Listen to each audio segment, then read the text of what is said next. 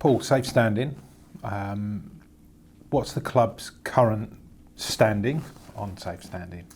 Well, we've always had an open mind as to whether this was something that we would look at in the future. Obviously, legislation currently doesn't permit safe standing in England, but we get a sense that the mood is beginning to change. And obviously, just recently, we've heard Greg Clark, the new chairman of the FA, come out and say that he's supportive of safe standing and intends to sort of talk directly to the government. For our own part, we've been to Germany. We've looked at what Dortmund have done with safe standing, and just recently, I attended a meeting at Celtic to look at what they've done in one corner of their ground, and it's a very impressive setup in both football clubs. And now we're looking at the feasibility of how we might employ it at the Amex if, of course, legislation changes and there's a will from a significant number of our fans to want to move in that direction. It's very different from perhaps the standing some of the older fans will have been used to at the Goldstone Ground or Gillingham or where have you, or even on the recent trip to Burton for the younger fans that perhaps travelled. Tell us a little bit about the system that obviously you've seen in operation, both at Dortmund and Celtic. Well, I think the clue's in the name, safe standing. We're not talking about a return to the swaying masses on the terraces from the 70s and 80s that I grew up with, for example. We're talking about a system which enables fans to stand comfortably and safely to watch the game in place of a seat. But the system that we've been looking at is the rail seating system, which enables us to fold the system down into a seated position if the competition rules require that. And obviously Celtic are able to have safe standing for their Scottish Premier League games. They've got permission to do that, but for their UEFA Champions League games, UEFA require them to put the rail seating into a seated position.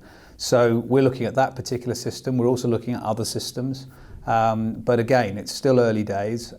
We need a change in legislation to allow us to even move down that particular path.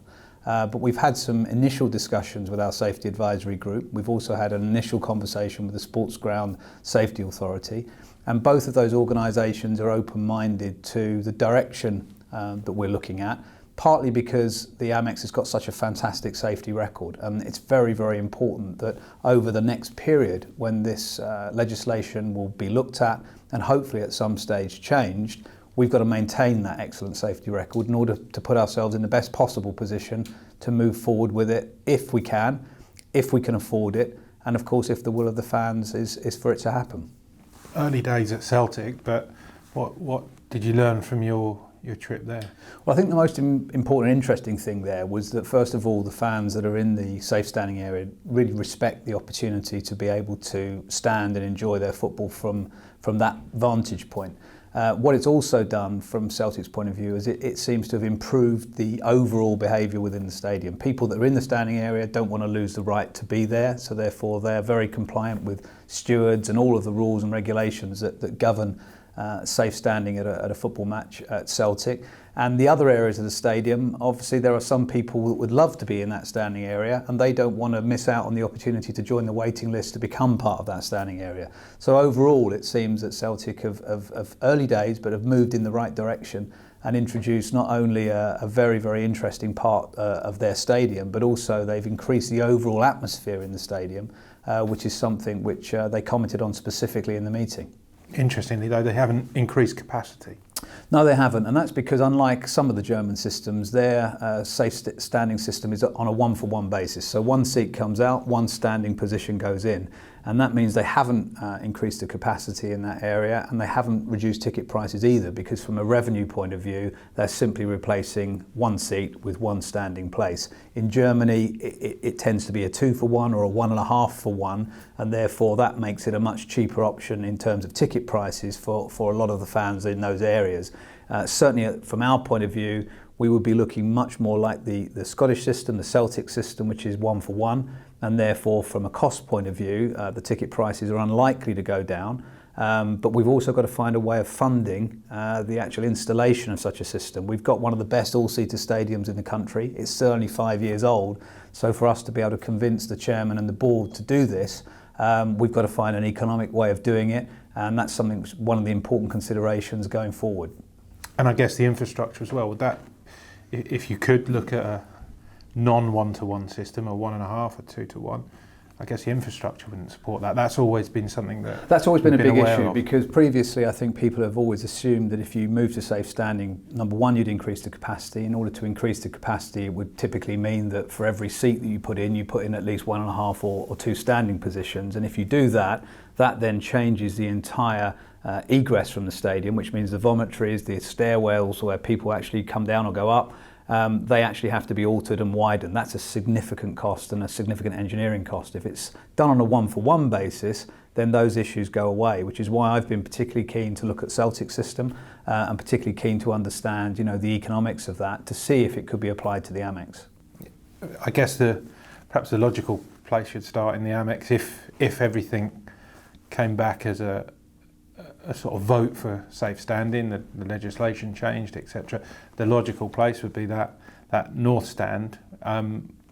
Would the club be looking at changing the whole stand or sections of the stand, or well, they're the sort of questions. How would it work? Yeah, they're the sort of questions we've got to ask because the one thing about standing is it changes sight lines either side of it. So if you look at what Celtic have done, they've taken one corner segment, a bit like a slice of pizza, and they've done that in such a way that it doesn't interfere with the sight lines either side of that particular segment.